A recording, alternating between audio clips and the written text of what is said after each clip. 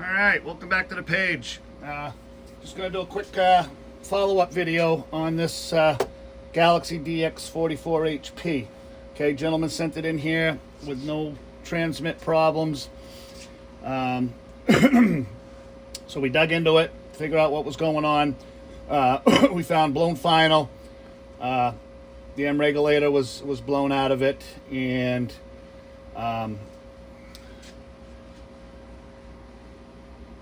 this capacitor was expanded and cracked on the top and was getting a little warm. Okay.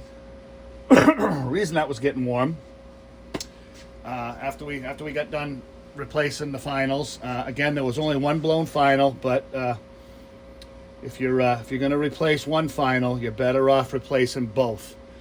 Okay, usually the drivers and the pre-drivers usually don't blow out of them, so it's not necessary, but that's all tested prior to deciding whether or not we're going to replace those or not. So usually you don't have to replace the driver and the pre-driver. Anyway, the reason why this radio went south is they had the modulation cranked, which is not really a huge issue as far as heat goes inside the radio,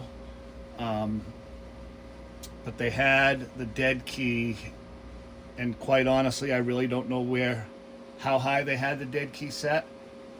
When I started tuning the radio, the variable power at 9 o'clock was already given 12 watts of dead key on, so, and that wasn't even on the high side. Okay, so I just stopped right there, readjusted everything. Now we got it set up nice for 2 and 8. Okay, I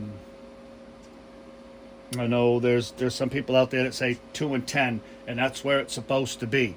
Not necessarily. If you tune the radio the right way and get it to come in as clean as it can be, 10 usually sometimes is too high. It'll oversaturate the finals, and they'll they go right into saturation and get real close to flat topping, which is what you don't want, and that's what creates the heat.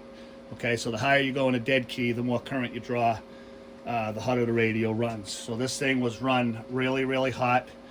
I guess I should give you a little history on the radio.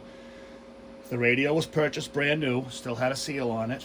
Okay, the gentleman that originally bought it and ran it for 2 or 3 weeks in a big truck, and then he got an office job for the company that he worked for, whether it would be dispatch or whatever it was, and he shelved the radio.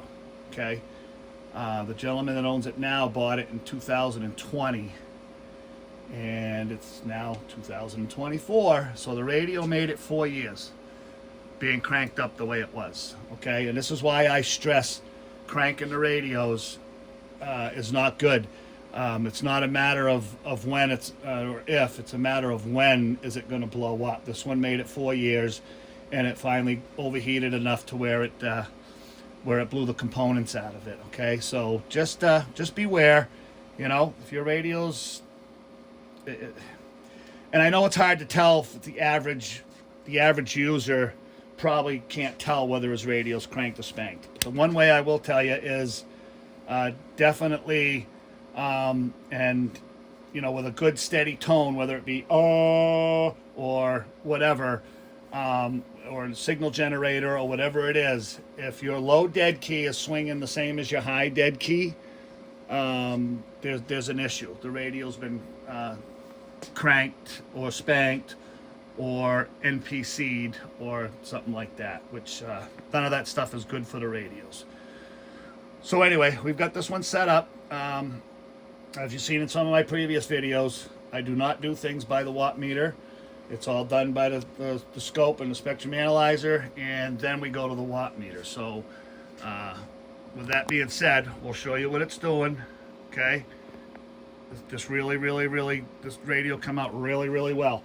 Now I will tell you, it had IRF 520s in them. Okay, there's been a lot of discussion lately on some of the finals, and I don't think it really boils down to where they're purchased. It really boils down to where their turn-on voltage is, okay? So just recently a gentleman, and he got some help from another gentleman. It was, he put a post out there on Facebook, and he absolutely admitted that he was, every time he put a set of finals in the radio and went to set them to, 3.8 volts, the finals would blow up.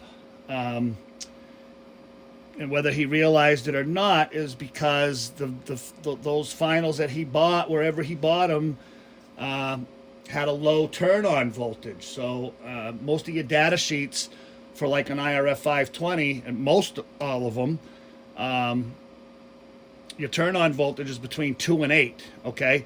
I'm sorry, not 2 and 8, 2 and 4 volts, okay? And that's not really etched in stone, because I've got some, like the finals that I put in this radio, they turn on at 1.8. So just a word to the wise, and maybe the gentleman that put that post out, he may see this video. It has to be done by the milliamp. It has to be done by the current. That way, if you have a MOSFET that turns on at a low voltage, you won't overvolt it, okay? And just blowing a final out when you're doing that by mistake, obviously, that's the best case scenario, because you could blow traces off the board. You could blow the regulator right out immediately, So just a word to the wise. It really has to be done by the milliamps. It's really the safest way to do it. I know they come from the factory. They come set, between 3.5. And I know some of the factory instructions say set them at 3.5 or 3.8. But, and that's fine with a brand new radio, okay? But when you get a radio with blown finals and you just go out and buy something off of eBay or wherever it may be, they are not the same. They're the same final, but they might come off on a different run. They may be counterfeit. They may, you don't know. Okay, so it's really you have to test them. You got to figure out what their turn-on voltage is and adjust accordingly. But if you don't have that ability to do that, the best practice is to set them by the milliamp, and that way you'll never blow one up. And you can do that anywhere between 50 and 100 milliamp. You may have to bring it up, bring it down to get the radio to tune in the way you want it, but that's really the best practice. So just wanted to let that be known. And we've spent hours and hours and hours playing around with these MOSFETs, different brands, different suppliers, we've actually come up with a jig, and we're going to do a video on it very soon, but we've come up with a jig so we can show what exactly is going on with these things, okay? The finals we have in this radio are pretty much exclusive to myself and several other techs. Not that anybody can't get them. We're not gonna put the brand out. They come unbranded, and we have found these, like I said, after a lot of testing and debate, we've decided that these are the ones that are really going to work well on a replacement basis for the IRF 520s. Anyway, that's okay. That's where we're at there. So. And they work real well. So we'll show you that right now. How this radio came out. It really came out. And personally, I have not. I could probably count on one hand. Okay, we've put these finals in, and we've had no problems. These are all local guys that I work with, and I talk to on a daily basis. Their radios are running mint, and you'll see just how well they come out. But whether or not they're the brand that we're using, or whatever brand or supplier you get your MOSFETs from, it's really important that they be set by the milliamp, not by the voltage. You're going to end up with problems, especially in the sideband. radio because they really need to be linear. They really need to be operating correctly for your sideband to sound good and operate the right way. So anyway, we'll start with this thing on low dead key, okay? Get you right in there in 2 divisions. You know, nice and clean on the spectrum analyzer. Obviously, most every radio's clean on a dead key. Okay, right there. Okay, nice clean. Little over 100% modulation, which most radios on low will come in 100%.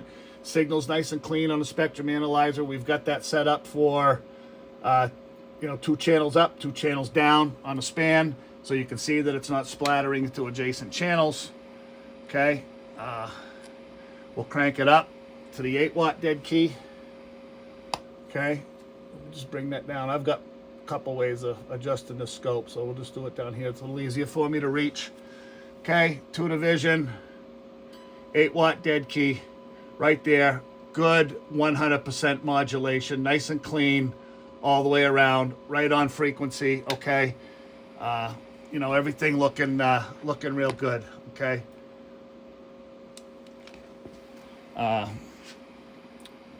So like I said, that's how we do the radios. That's how we set them up nice and clean.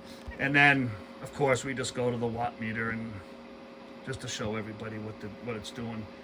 Again, there's always variances. I don't care if it's a Striker, Ranger, Galaxy, could be the same exact radio, 2 brand new radios, same radios out of the box. They're not always the same. A lot of times they are, sometimes they're not. So that's just that's why it's not a good idea to just adjust the radio by the watt meter, because you definitely most likely are going to overcrank the radio to try to get that extra watt out of it, and it's not really doing you any good. Okay, so we're just going to start on high. Your 8-watt dead key, maybe it might be about 8.5. Hello, breaker, breaker, breaker, breaker, breaker, audio, breaker, breaker, breaker. So right there, about 34 watts on high. We'll bring it down to low. Again, when you get these radios down in the low side of the power range, the modulation circuit really kicks in really, really good. So that quote that I said about low dead key and high dead key swinging the same, the way to check that is with a good steady tone if you got a watt meter. So if I talk into the microphone, you can see the modulation circuit's working very, very well, right?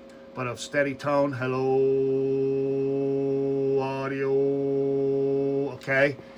That's what you want to see.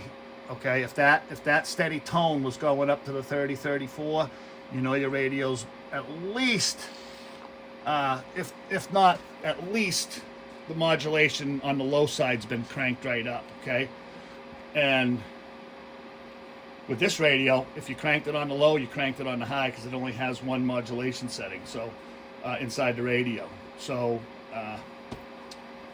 that's just one way of telling if the radio's been cranked. Anyway, so you saw how she's running. Like I said, the finals we discovered that work real well are working very, very well. And, the radio's up and running good again. Another thing we do is here in my shop, and I lost a couple of the little solder balls. A lot of you have seen the solder balls, but this little piece it's actually a piece of solder, was hanging on to a leg inside the radio, and I'll show you what we found. So what I do here is I like to get the radio on the bench, whether it be a new radio or an old radio, and get it under the microscope. We check out all the solder joints. We just don't willy-nilly say, okay, well, this is the section that usually fails, so you just flow this section, and then maybe go over here and flow that little section. That's not the way I do it. I put it under the microscope, and I mark and check every single solder joint that I feel as though it's compromised. Okay, Did this have any? It had many that were compromised, but the radio was still working, but you don't know what's going to happen in the future. It's only 4 years old. Sometimes it takes quite a while for those compromised solder joints to actually eventually vibrate and lose connection. So if you can see in this picture right here, that's where that little piece of solder was hanging on, okay? And it was stuck there. It wasn't going anywhere, but it could have, okay? So we got that out of there. Now I'll just show you a couple others. That's a factory solder joint right there, all right? That probably would have lasted forever, but it's still garbage, you know, so we cleaned that up amongst others. And this right here, I just want to show you what a cold solder joint or one that's compromised that could turn into a bad solder joint eventually looks like. If you look around the lead, you see the crack going all the way around? That's a crack. It goes all the way around that solder joint, okay? That could, if eventually, come disconnected and cause the radio, depending on which part of the circuit,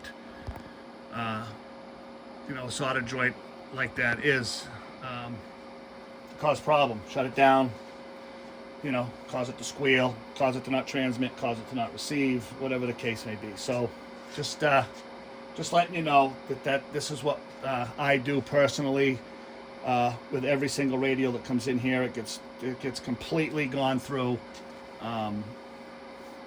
you know, from head to toe. And I mean, do I miss shit? Yep, I could miss something, and there could be a problem down the road. But at least we're trying to put the effort into getting it right. So anyway, that's that radio. She's running real well. I'm not going to get into the receive on it. The receive, we did not have to touch the receive. The receive's coming in right down to 1/4 of a microvolt of signal with no problem, which in you know, the people that do it by minus dBm, that's probably 1/4 of a microvolt. What is that?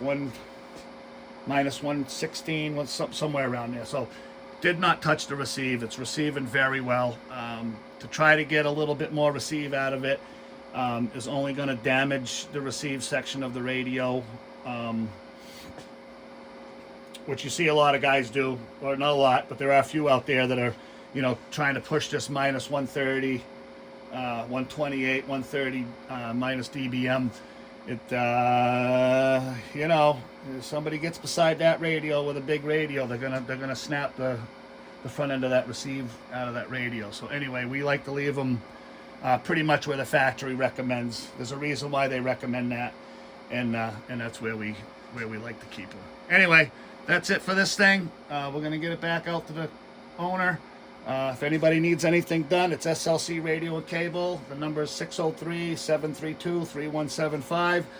You know, if you need anything done, want your radios checked out, want to buy a new radio, we have a few in stock. I'm just a little guy. I don't keep 100 radios on the shelf, but we can get you what you need, and or if we don't have it, set you up with get your radios back up and running the right way. Okay. So till the next one, we'll catch you later.